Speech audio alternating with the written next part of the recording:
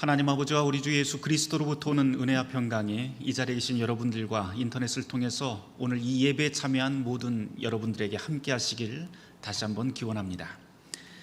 오늘은 주님의 세례를 기억하는 주일입니다. 세례란 무엇일까요?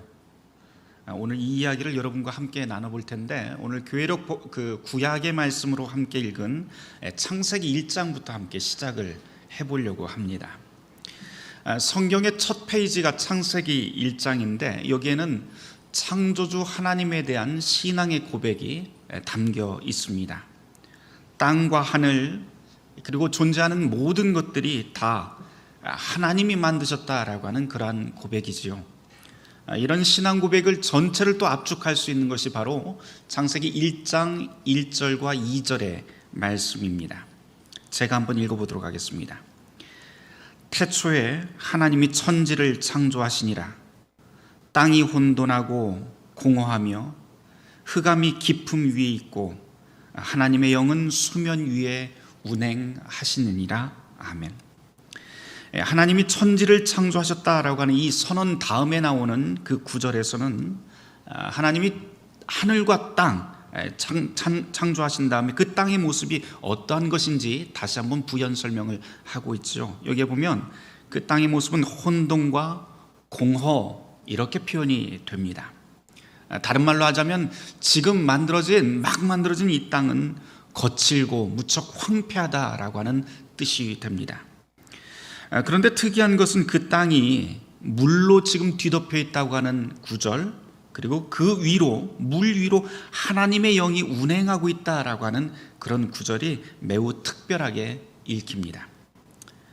물론 이 창세기 1장을 가지고 어떤 분들은 지구의 나이를 측정하기도 하고 또 지구와 우주의 초기 모습을 과학으로 증빙하려고 온 힘을 쏟는 사람들이 있기는 합니다만, 사실 이 창세기 기록은 그런 과학적 증빙이나 아니면 증명에 별 관심이 없습니다. 우리는 창세기를 읽을 때 분명히 인식해야 될 것이 있는데, 그것은 지금 이 창세기의 글을 기록하던 사람이나 읽고 있었던 그 유대인 모두가 다 당시 자기네들 그 세계관을 이렇게 신앙 고백적인 글로 반영하고 있다라고 하는 것을 우리는 유념해야 합니다. 제가 방금 신앙 고백이라고 하는 말을 했습니다. 이 신앙 고백이라고 하는 말은요, 잘 생각을 해보면 내가 지금 살아가고 있는 이 주변 상황과는 조금 무언가 다르다, 주변의 정황을 거스르고 있다라고 하는 말을 암시하는 말이기도 하죠. 이스라엘을 한번 생각을 해보죠. 이스라엘은 지금으로 보면은 그 위치가 중동 지역에 위치해 있습니다. 이 중동이라고 하는 것은 고대 문명이 아주 번성했던 지역이죠. 아수르라든지 우리가 바벨론이라고 하는 그런 페르시아 문명이 아주 대표적으로 번성했던 지역이 바로 이스라엘이 위치해 있는 땅입니다. 그러다 보니까 실제로 이 문명의 그 강력한 힘 때문에 그 주변에 있었던 거의 모든 나라와 민족들은 매우 비슷한 창조설화라든지 홍수기사 같은 것들이 거의 같은 줄거리로 이어지고 있는 것을 우리가 확인할 수가 있는데요. 예를 들어서 이 중동 지역의 설화들을 보면 세상이 창조될 때에 대한 창조설화에 이런 이야기들이 나옵니다. 신들이 나타나서 혼돈의 세력과 싸웁니다. 치열한 전쟁을 치르게 되는데 여기에 보면 늘 빛과 어둠이 싸우고 바다의 용 그리고 혼돈의 세력과 신들이 전투를 벌이게 됩니다. 그런 전투 가운데서 생겨난 것이 한가운데 바로 우리가 살아가고 있는 세상이다라고 하는 것이 중동 문화에서 이야기하고 있는 그런 창조의 설화들입니다. 이것이 큰 줄기가 되는데요, 이런 중동 문화 한가운데 있었던 이스라엘의 창조 기사를 이 창세기 1장과 비교해 보면 매우 다른 면을 우리가 발견할 수 있습니다. 같은 중동 지역이에요. 하지만 창세기 어디를 봐도 선과 악이 싸웠다, 빛과 어둠이 싸웠다, 신들의 싸움이 있다, 그것 때문에 세상이 생겨났다, 이런 이야기는 어디 한 군데에서도 찾아볼 수가 없습니다. 창세기 1장을 통해서 계속해서 우리에게 이야기하고 있는 것은 모든 것, 이 모든 것들은 다 하나님의 주도 아래 움직이고 있다.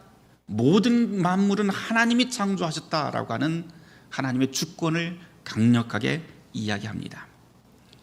하늘과 땅, 혼돈과 공허, 빛과 어둠, 심지어 깊은 바다의 커다란 짐승까지도 하나님이 직접 만들고 하나님이 움직이신다라고 하는 것이 창세기에 나와 있는 바로 신앙의 고백입니다.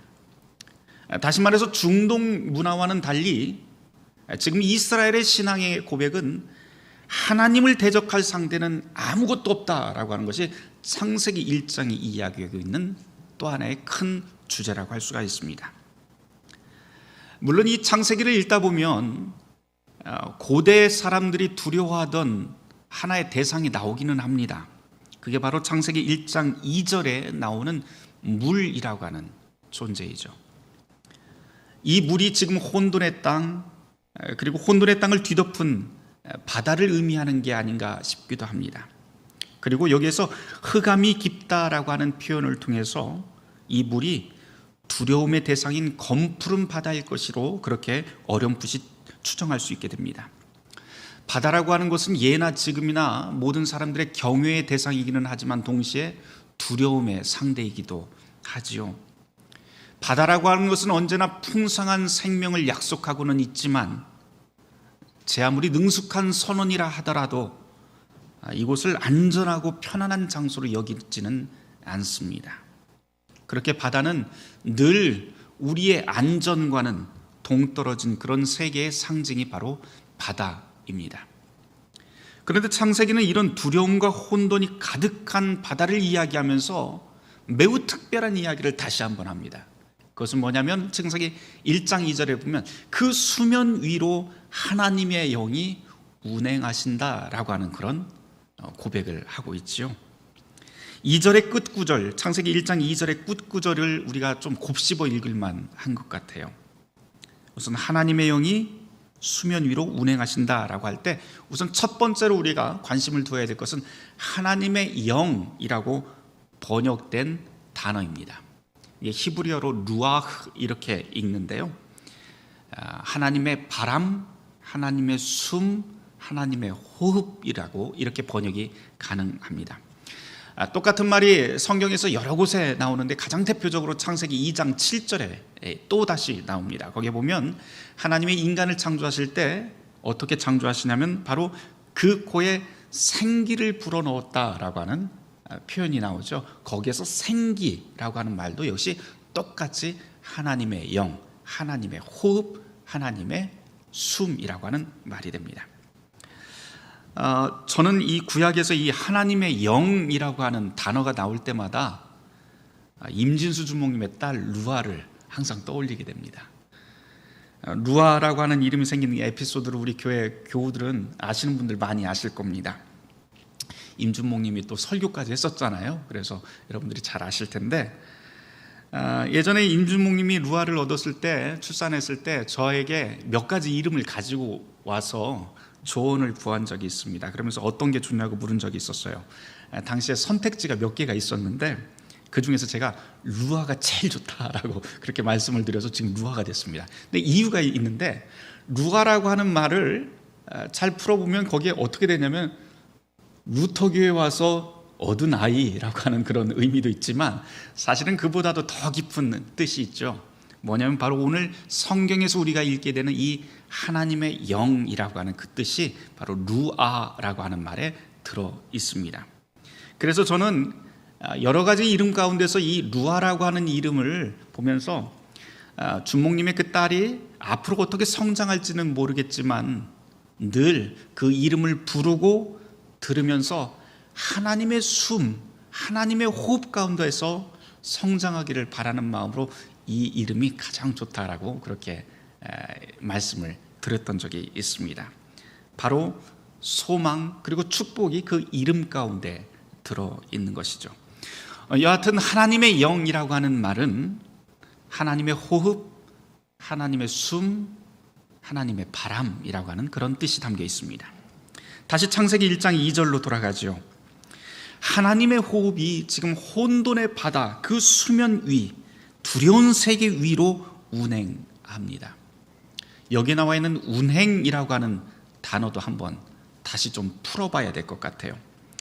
어떤 영어 성경에서 보니까 이 운행에 해당하는 단어로 휩쓸다라고 하는 뜻의 스윕이라고 하는 단어를 여기다가 사용을 했더라고요. 그런데 사실 히브리어 원문 메라헤페트라고 하는 단어인데, 이 메라헤페트라고 하는 이 단어는 영어의 그런 휩쓸다라고 하는 단어와는 조금 다른 의미가 있습니다. 그래서 약간의 설명이 더 필요할 것 같아요.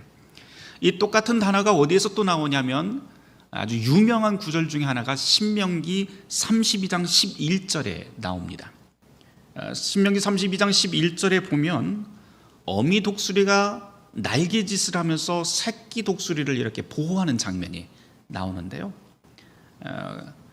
물론 우리가 그 개역 성경을 읽어보면 정확한 그 번역은 아닙니다만 거기에 나와 있는 그 단어를 그대로 직역을 한다면 이런 뜻이 됩니다. 그 주위를 어미 독수리가 새끼 독수리가 있는 그 둥지 주위를 빙빙 활공을 하면서 지킵니다. 그리고 날개짓으로 계속해서 퍼덕퍼덕하면서 그 새끼를 보듬어 안는 그 장면이 바로 오늘 여기에 나와 있는 운행하다라고 하는 그 단어가 바로 똑같이 사용됩니다. 수면 위로 하나님께서 하나님의 영이 운행한다고 하는 뜻이 바로 독수리가 자기의 새끼를 품듯이 그렇게 운행한다라고 하는 그런 말이 되죠. 창세기 1장 2절의 이 말씀을 4세기 교부였던 에프레임이라고 하는 시리아 교부가 있는데요, 아주 기가 막히게 설명을 한 구절이 있어서 여러분에게 한번 읽어드리려고 합니다. 하나님의 영인 성령께서 물을 따뜻하게 데우기 시작하셨습니다. 그리고 거기서 생명이 잉태되기 시작했습니다. 암탉이 알을 품어 병아리를 부화시키는 모습과 비슷합니다. 성령은 그렇게 황량한 모든 것을 데우고 비옥하게 만드는 능력이 있습니다 라고 창세기 1장 2절에 설명을 그렇게 해놨더라고요. 이 에프레임의 표현대로 하자면 하나님의 영은 황무한 땅, 황량한 바다마저도 따뜻하게 데우고 그 안에 힘을 만드는, 생명의 힘을 만드는 그런 능력이 있는 것이 바로 성령의 능력이 됩니다.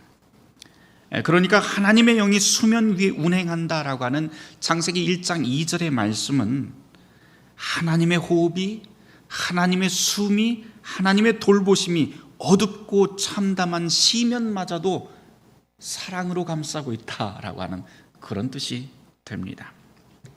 거기에서 새로운 생명이 잉태가 되는 것이고 희망이 생겨나는 것이죠.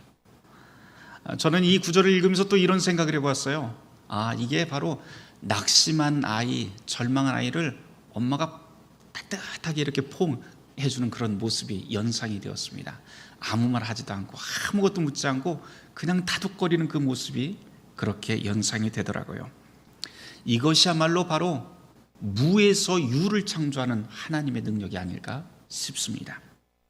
이렇게 하나님의 영은 모든 것을 삼켜버리는 냉랭하고 검푸른 바다도 따스한 온기로 감싸고, 그리고 결국은 그곳에서 생기를 만드는 능력이라고 할 수가 있지요. 다른 말로 하자면 불가능을 가능으로 만드는 하나님의 능력이고, 절망을 희망으로, 슬픔을 기쁨으로 만드는 그 능력이 바로 하나님의 영이 가진 능력이라고 할 수가 있습니다. 오늘의 복음서 말씀도 같은 맥락으로 읽을 수가 있어요. 오늘 복음서 말씀 예수님의 세례 기사를 중심으로 해서 움직입니다. 그런데 이 마가복음 1장을 읽어보면 물과 황무한 땅인 광야를 중심으로 해서 이야기가 펼쳐집니다. 하나님의 아들인 예수 그리스도가 복음을 시작한 장소가 바로 광야에서 시작이 되죠. 그런데 이 창세기 1장의 말씀과 마가복음 1장의 말씀을 함께 연결해서 읽어보면 이 땅은 말 그대로 창세기 1장 2절에 나온 대로 혼돈과 공허가 가득한 무질서의 땅입니다. 그 광야 한가운데 하나님께서는 마지막 예언자인 세례 요한을 보내고 그곳에서 하나님의 복음을 전하기 시작합니다. 그리고 그가 이제 예수님을 영접한 다음 물로 세례를 베풀게 되죠. 그 다음에 1장 6절을 보면 1장 6절 이후에 보면 이제 예수님이 물에서 나오실 때 하늘이 갈라지고 그리고 하늘에서 성령이 비둘기같이 내려왔다라고 그렇게 설명이 이어지고 있습니다. 그러면서 맨 마지막 하늘이 갈라지면서 하늘에서 음성이 들리기 시작하죠. 너는 내 사랑하는 아들이라 내가 너를 기뻐하노라 라고 하는 음성이 들립니다. 이 장면을 우리가 상상을 할 수 있어야 됩니다. 혼돈의 물 위에 활궁하고 있는 이 성령이 이제 예수님을 혼돈과 무질서의 광야로 다시 몰아내게 되는데요. 거기로부터 예수님의 길이 시작이 됩니다. 오늘 복음서 말씀은 요단강에서 세례를 주는 요한과 세례받고 있는 예수님을 주목하게 만듭니다. 모두 다 세례라고 하는 단어에 집중하고 있는데 중요한 것은 마가복음 1장은 우리가 읽었던 바울의 서신과는 조금 다르게 무슨 세례에 대한 교리적인 설명 또는 세례의 방법이 어떠해야 된다라고 하는 그런 설명에는 별로 관심이 없어 보입니다. 그저 지금 이 세례는 하나님의 영이 주도하고 있다. 요한도 그렇고 예수님도 그렇고 그의 모든 길을 하나님의 영이 주도하고 있다라고 하는 것을 우리에게 강조합니다. 그 영이 세례받은 사람을 광야로 인도하고 사람의 길이 아닌 하나님의 계획대로 그 길을 걷게 한다라고 하는 것이 마가복음 1장의 말씀이죠. 한번 확인해 볼까요? 요한과 예수님 모두 다 광야로 나갑니다. 광야라고 하는 곳 혼돈과 공허가 지배하는 곳이고 바다처럼 두려운 곳이죠. 앞으로 어떤 일이 일어날지 예측 불가능한 곳이 바로 이 광야입니다. 그러나 이 지점에서 하나님의 영이 수면 위를 운행했다라고 하는 창세기 1장 2절의 말씀이 떠오릅니다. 성령은 불가능한 땅 그리고 황량한 그 바다를 생명의 장소로 변화시키게 됩니다. 이 진리가 마가복음 1장에서도 그대로 이어지는데요. 독수리가 날개를 펴서 자기 새끼 곁에서 활궁하면서 보호하듯이 성령은 세례받은 예수님을 그렇게 지키고 보호하고 다시 길을 떠나게 만듭니다. 이제는 그곳이 광야이든 바다이든 상관없다라고 하는 것이 마가복음이 이제부터 계속 이야기하기 시작하는 큰 줄거리 중에 하나이기도 합니다. 이런 복음서 말씀을 읽으면서 오늘의 말씀은 우리에게 다시 묻습니다. 너는 어때? 라고 말입니다. 세례받은 너는 어때? 라고 말입니다. 그리스도의 길을 따르도록 부름받은 세례받은 저와 여러분들은 어떻습니까? 목사인 제 이야기 잠깐 하죠. 제가 목사가 되겠다고 신학교에 들어오는 신학생들을 보면 좀 짓궂은 이야기를 많이 합니다. 그러면서 앉혀놓고 눈을 땡그랗게 뜨고 물어봐요. 왜 목사가 되려고 그래? 그러면서 물어봅니다. 그거 스스로 결정한 일이야? 아니면 누가 잘못 조언한 것 아니야? 그러면서 그렇게 물어봐요. 짓궂게 묻습니다. 제가 목사가 돼서 보니까 이전에 선배들이 저에게 이야기했던 이야기들이 거짓말이 아니더라고요. 목사의 삶이라고 하는 게 흔히 말하듯 성공이라고 하는 것과는 굉장히 거리가 멉니다. 행복, 그것과도 거리가 먼 것 같아요. 그게 현실이더라고요. 목사로 평생 살았다고 해서 부자 되기는 그거는 안 될 말이죠. 그렇다고 목사로 산다고 권위가 생기는 자리도 아닙니다. 은퇴 후에 집 한 칸 마련하는 것, 그거 정말 꿈 같은 이야기입니다. 이게 목사의 현실이죠. 오히려 교회를 위해서라면 순교의 자리에 가장 먼저 나서야 되는 것이 사실 목사와 교회 지도자들의 몫입니다. 그런데 지금 제가 방금 목사의 이야기를 했지만 사실 이런 이야기는 비단 목사만의 이야기는 아니지요. 또 이건 사실은 세례받은 모든 그리스도인들의 공통된 이야기이기도 합니다. 그리스도인이 걸어야 할 길은 사실 결코 안전한 삶도 위로가 가득한 삶도 늘 세계에서 이야기하고 있는, 세상에서 이야기하는 성공하는 그런 삶의 길도 아닙니다. 대신 우리가 성령의 초대를 받아서 지금 걸어가야 할 길은 사실은 예수님이 내몰린 그 광야 같은 그런 메마른 땅이고, 바다에 큰 짐승이 득실되는 검푸른 바닷속일 수도 있습니다. 이런 시면의 길을 걷다 보면 비틀거리고 낙심하고 쓰러질 수도 있습니다. 그리고 최악의 상황을 맞닥뜨릴 수도 있습니다. 이게 사실입니다. 그럼에도 불구하고 우리가 이 길을 걸어가기에 충분히 넉넉한 이유가 하나 있죠. 그것은 혼돈의 땅과 바다의 수면 위를 운행하시는 하나님의 영이 우리의 이 바다 같은 위험한 삶의 자리를 따스하게 데우고 비옥한 땅과 생명으로 바꾸실 것을 우리가 믿기 때문입니다. 예수님의 세례 장면을 다시 한번 떠올려 봅시다. 예수님은 지금 혼돈과 두려움 가득한, 그리고 이것을 상징하는 물 한가운데 들어가게 됩니다. 그리고 머리에서부터 발끝까지 그 물이 모든 예수님의 몸을 휘감습니다. 거기서 주님은 지금 세례를 받는 그 상황에 깊은 혼돈과 어둠의 터널을 지나게 됩니다. 그러나 그 어둠의 터널 한가운데서 음성이 들리기 시작을 하죠. 너는 나의 사랑하는 아들이다. 내가 정말 기뻐하는 자다. 라고 하는 하늘의 음성을 듣게 됩니다. 이것으로써 우리는 이제 우리 그리스도는 물속에 잠긴 모든 사람과 함께 바로 물속에서 함께 서게 됩니다. 그리고 혼돈의 물속에 서 있는 모든 사람 곁을 주님께서는 같이 지키시면서 우리가 임마누엘 하나님의 목소리를 들을 수 있도록 도우십니다. 이제는 세례받은 우리의 차례이지요. 세상은 혼돈과 불안 가운데 있습니다. 우리가 살아가는 삶의 자리는 여전히 황폐하고 냉랭하고 무질서합니다. 가면 갈수록 더 심해지는 것 같습니다. 그러나 여러분, 이 복음의 말씀을 들어보십시오. 주님께서는 우리를 도우시듯 이제 우리가 세상의 위로와 도움이 되어야 될 차례입니다. 우리가 살아가고 있는 가정, 우리가 일하고 있는 그 일터에서 바로 저와 여러분들이 작은 그리스도가 되어야 될 차례입니다.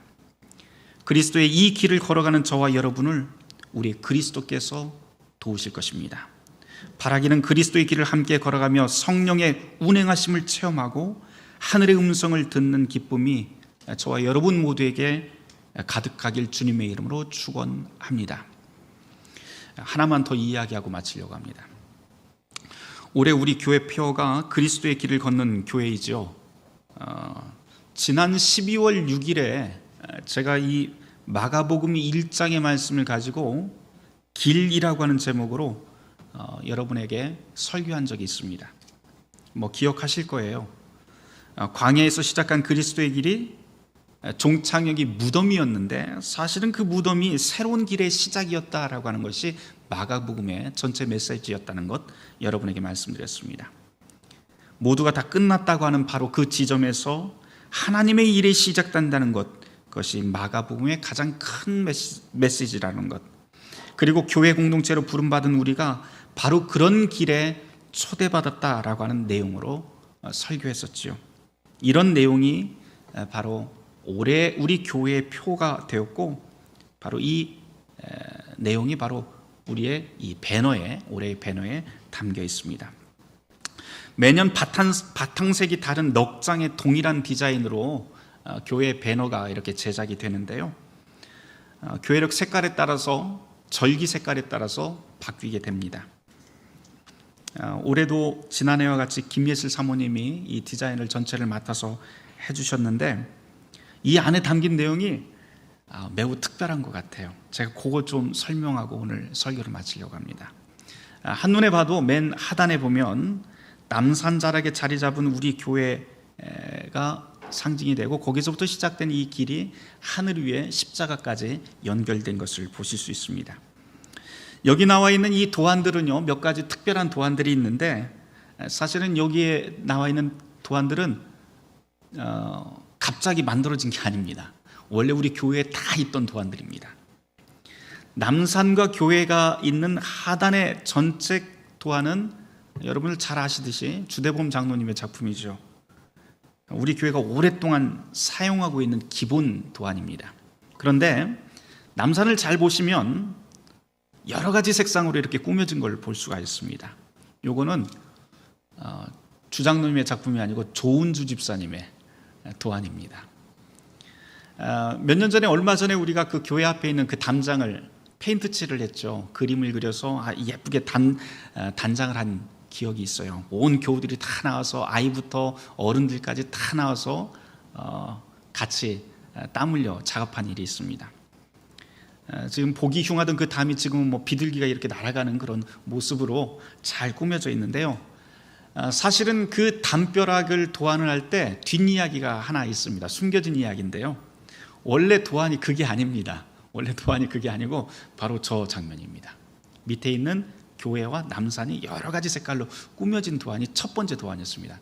그런데 저렇게 하려다 보니까 아이들이랑 어른들이 색칠하기가 너무 복잡해질 것 같아서 갑자기 이제 바꾸어서 저 도안이 된 거죠. 저 모습으로 변하게 됩니다. 그래서 이전에 첫 번째 그 디자인이 되었던 그 내용을 바로 올해의 바로 표지, 우리 배너에 담아 보았습니다. 그 다음에 저 위로 올라가는 그 비둘기를 보시면 바로 성령을 뜻하는데요. 이 비둘기가 바로 우리 저 담에 있는 그 도안 그대로 갖다가 또 한 겁니다. 역시 조은주 집사님의 도안입니다.